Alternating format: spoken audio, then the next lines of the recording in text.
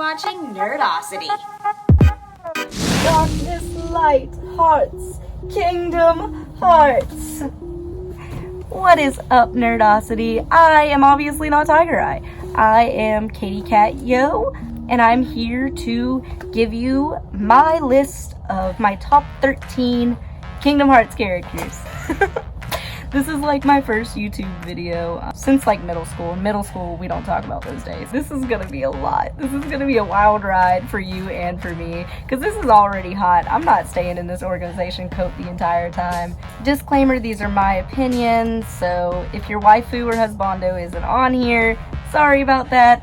It's my opinion. I'd love to hear you guys tell me what you think and who you think is the best character out of Kingdom Hearts down in the comments below if you wanna. I'm sure we'd love to hear from you. So let's kick off this list with number 13. Coming in at the very bottom of this list is Kairi. It was a hard decision whether I wanted to put Kairi on this list or not, but I feel like she does deserve to be here. She's a character that I do want to love. I want to like her. I want to be excited when I see her come onto the screen, but sometimes she's just a weak character, and everybody knows that it's a lot to do with the writing, and really she's just kind of there as a catalyst for why Sora goes on this adventure anyway. One of the reasons he's traveling around is because he wants to save Kairi, but he also wants to save Riku, and let's be honest, Sora ends up mentioning Riku's name more often than he does Kairi throughout the games where he's searching for them. But yes, Kairi is a very cute character. She has a nice, simple design, but it's still recognizable. Definitely wish she had more of a personality, the kind of love interest type deal. I just wish she could do more. I wish I could see her more and believe in her. I know they tried to do that a little more in 3, and I appreciated that. And I liked seeing her want to save Sora and want to be more than just this weak character that doesn't really do much. But she still falls a little flat for me, and I'm hoping maybe in the future I'll get a little more feeling into who she is other than just being Sora and Riku's friend and just being that girl that has to be saved. Number 12. Naminé was a very interesting character to me. I love how her design kind of plays into who she is and her own personality. Also love the fact that even though she's the shadow of Kairi, she kind of has a lot more to offer than old girl did. So I appreciate that about Naminé. She is a bit of a sad character, which is interesting to see with this, but she does have an interesting power with altering memories, and while it is a little bit confusing and a little frustrating, Naminé was an interesting character who you felt for, who you could relate to as she's caged in. She honestly just wanted to be a somebody. She wanted to be remembered to the point where she would alter their memories just so that she could feel like she wasn't alone. It's a real deep concept, and I appreciated how you could watch her struggle with the want to be more than just some witch or whatever. But it's nice how you can feel her conflicting feelings about messing with Sora's memories and her longing to be more than just a shadow of Kairi. I'd be mad if I was a shadow of Kairi too. We have number 11. Gosh, I have not played Birth by Sleep very much, but Terra. Terra is a big, lovable, goofy man. He has that air about him that I love in a character. He's just this big, lovable oaf kind of deal, and it's cute. But anyway, Terra has been a great big brother figure for Ven, and I love his interactions with both Ven and Aqua. Aqua and Terra are really cute together. I just want to say that. I know this isn't for shipping, but they're cute. I like their dynamic, and Terra just feels like a very strong, yet has this weakness and has this feeling to him. He did make his mistakes, and he did end up following the wrong path and, you know, getting tricked by that old man Xehanort, but this is Kingdom Hearts, so who hasn't been tricked by that old man at this point? We can't really blame him too much for the Terranort thing. He has a good heart, and he does care for his friends, and he's a great person, even though he's made some mistakes, but who hasn't? Not even just in Kingdom Hearts, but we all make mistakes. I appreciate this man for being strong, lovable, and yet a real character who makes real mistakes. Number 10. Alright, here's a bit of a curveball for you guys. Zexion, or Yenzo, he is a soft boy. He's a bit of a smart aleck, but I appreciate a smart boy who knows what he's doing and knows what he wants. And he is a little bit too uptight, but I mean, it fits him. It fits his character, it fits who he is, especially with his little weapon being a book. He's such a nerd. But at the same time, he still has that level of, like, sort of intimidation, I guess. You know, that villainy, whatever, whenever he's in the organization. I love his fighting style. I love his weapon. I love his design. Except for his hair. Okay, I like his hair. Because let's be honest, emo boys, let's go. Emo boys. But, like, it's not even just this. It's literally, like, how do you see? How do you see like this? How do you live like this? My boy, and as a scientist, as a little researcher, as a little smart boy, like, God, his hair upsets me on an emotional level. Get a haircut, my dude. Talk to Riku, maybe he can help you out.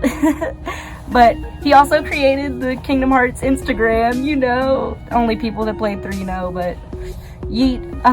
So we gotta give him some love for that, because hashtag where hearts return to, hashtag blessed. That's not one of the hashtags on there, but that's, every time I say hashtag, I think hashtag blessed.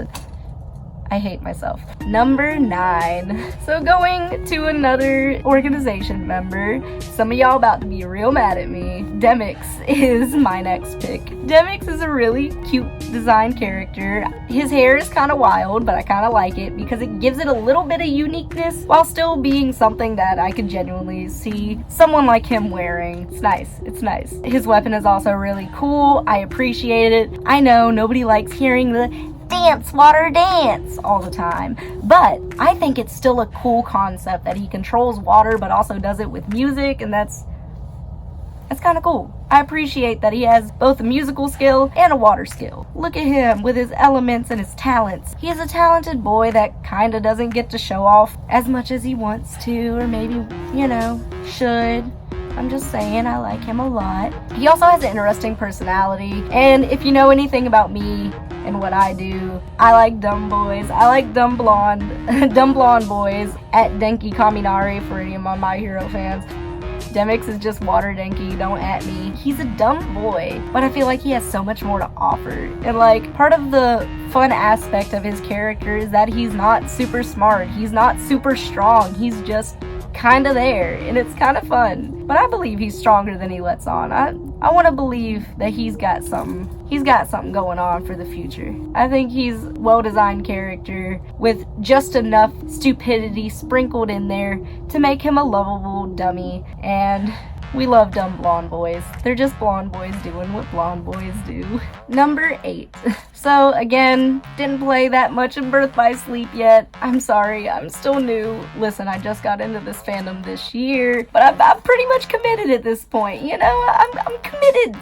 And it doesn't matter how long you've been in a fandom, you're still a fan as long as you love the series and the characters and are enjoying yourself. Don't let anybody gatekeep. You love what you love. You do what you do. You do you, boo. Anyway, saying that, Aqua is the next character I'd like to talk about. She's a girl that cares deeply for her friends. She's one of the strongest females in the game, like, if not the strongest, let's be honest here. We get to see her a lot because of Birth by Sleep, and she really just shows, like, bro, she has strong mom friend energy. Like, it's nice seeing her interact with Ben and Tara, both as a friend and as a caring, supportive, like, motherly type figure. It's nice to have a mom friend, and it's nice to have a mom-like character, and then you get to see her great personality, and you see her struggle in Kingdom Hearts 3, seeing her trapped in the realm of darkness for so long, and then you finally get to 3, where we see her finally succumb to the darkness. It's been like, what, 10 years? She's been trapped in there 10 years, holding on to the hope that she's, you know, gonna get out. She's gonna get out of this darkness. She can last. She is so strong for lasting 10 years in there anyway. You get this great heart-wrenching scene that they're too late. And then you have to fight her, and oh my god, critical mode fighting her. different story for a different day. Just know, I've never been more terrified in my life than trying to fight Aqua and not being able to get hit more than like twice. And maybe like her more. Maybe I'm just like a masochist. This interaction, this experience shows that she is a strong character that is real resilient to the challenges put before her, yet she's still realistic because honestly, even the strongest people break down. Even the strongest people that have been dealing with something for 10 plus years or, any amount of time, it's always this real feeling to see a character break, to see them finally give in to what they were trying to avoid, to see them finally at their weakest point. And that's sad, but it's real, and it's something to relate to, and it's something that makes it feel even better whenever they get to be strong again, whenever you see them come back from it, seeing them go from this weak, defenseless thing after falling from their greatness and then returning to that, or even going above that and getting even stronger because of what they went through. It's good shit. Also, her design is very pretty. Like, listen, I know everybody already calls her waifu, but ooh. But personally, the more that I see a character face things in a realistic manner and like not just be overpowered or not just be so weak that they're nothing, that's what I like. Number 7. Okay, so one of the, in my opinion, all of this is my opinion, disclaimer again, because some of y'all don't know how to act with other people with opinions. One of the best forms of the most repetitive dude of Kingdom Hearts, you know him, you love him, Xemnas. Okay, well, you might not love him, but I like him. I thought he was a great foe to face off with, even though that battle with him, with that ugly coat, listen, that coat was ugly, but he's amazing. That black and white coat. Even though that battle took me a few tries, admittedly, as far as his fighting style goes, it's pretty neat. It was a pretty fun battle, and even though I don't really like his coat that much, it's interesting, don't get me wrong, and I get the symbolism with the black and white. It's kind of ugly and kind of tacky. You're tacky and I hate This you. is Kingdom Hearts. They all wear oversized shoes, and most of them wear khakis. It's fine. His hair is A1 though, so that's a good design choice. I really like his hair. It looks really nice. And oh my gosh, his voice. That silky, smooth silk coming out of his that voice is nice.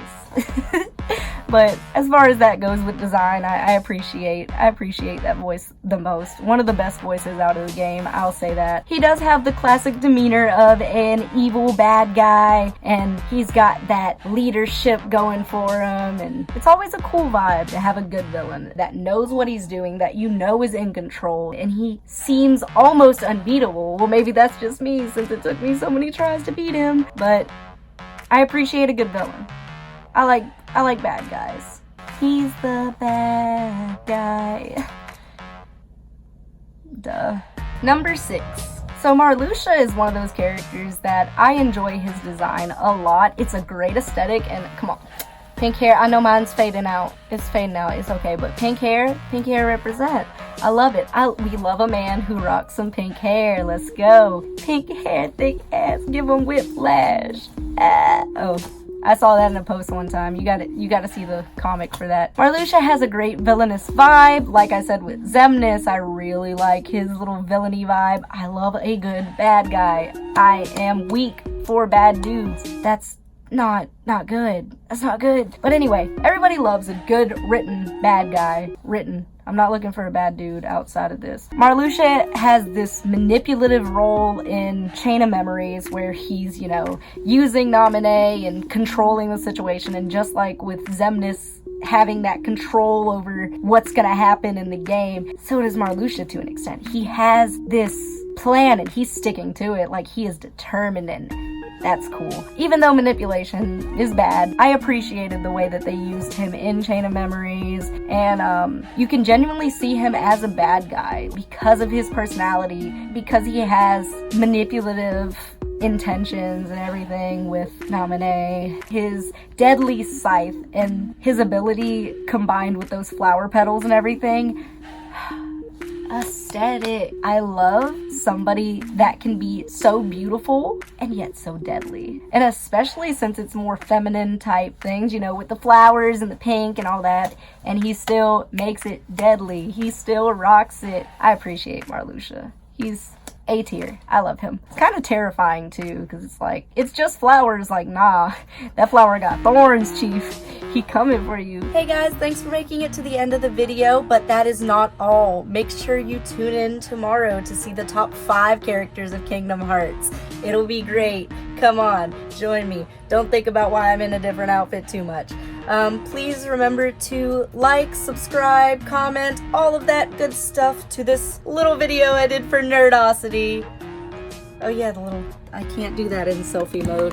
Whoops, didn't think about that part.